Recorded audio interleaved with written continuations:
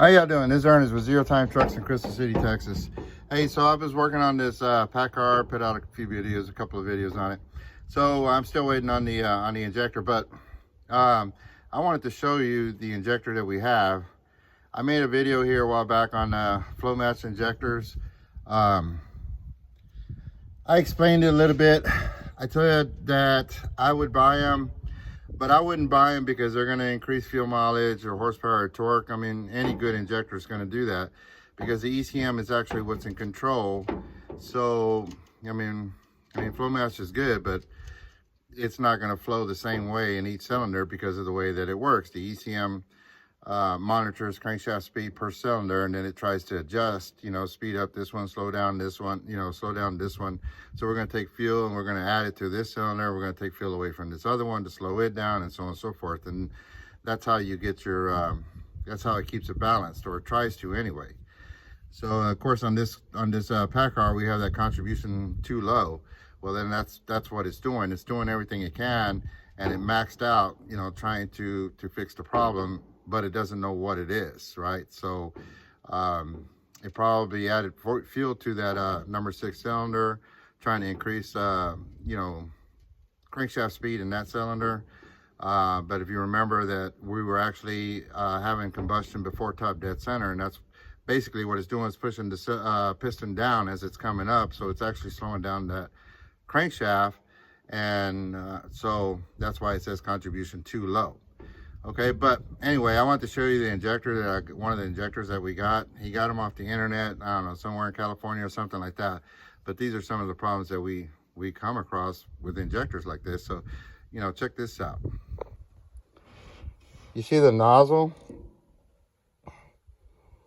You see how, I mean, they cleaned it up, but it's pretty pitted. Now, I mean, it's not really going to affect anything, but that's not the point. I mean, I would think they would change out the nozzle, right?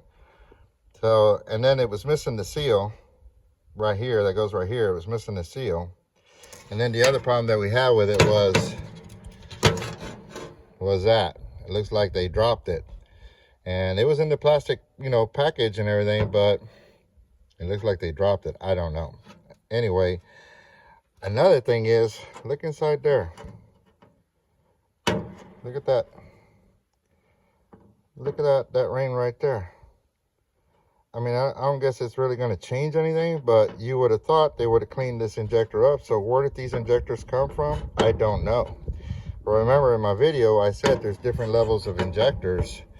You have the, you know, the top where they replaced it. They replaced all the parts in it, you know, trying to meet or beat the OEM specs. And then you have the bottom where basically they tested it on the workbench, everything checked out okay, cleaned it up, put it in a box, and sent it out the door. I'm wondering if this is one of those ones where they cleaned it up, put it in a box, and send it out the door, right? You know, that's crazy. So I just thought I'd put that out for you. Anyway, he should be coming in shortly so we can get this other injector put in there, then we can finish up this project, and then we'll get our captures. So I want to go over one more thing with you. This is a what they call a saturated coil, and then you have the piezo injectors, the piezoelectric injectors. I don't remember, but I want to say pretty much Detroit uses the piezoelectric injector. So if you're using the scope, you're going to see two totally different waveforms. On this one right here, because it's a coil, you know, saturated coil, so what's happening is we're going to energize it. The coil is going to fill up with the electricity, and then when we energize it, you know, when we de-energize it to turn it off, right, you're going to see a spike in voltage, and that's usually what we're looking at.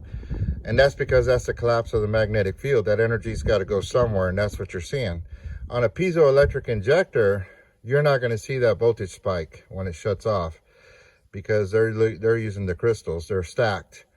So there's no magnetic field on it. But we'll go over that a little bit more when I get the waveforms, when I finish this thing. And then, you know, I'll try to explain the voltages on it so that you can understand that a little bit better. So anyway, I appreciate you watching. I'll get back to you.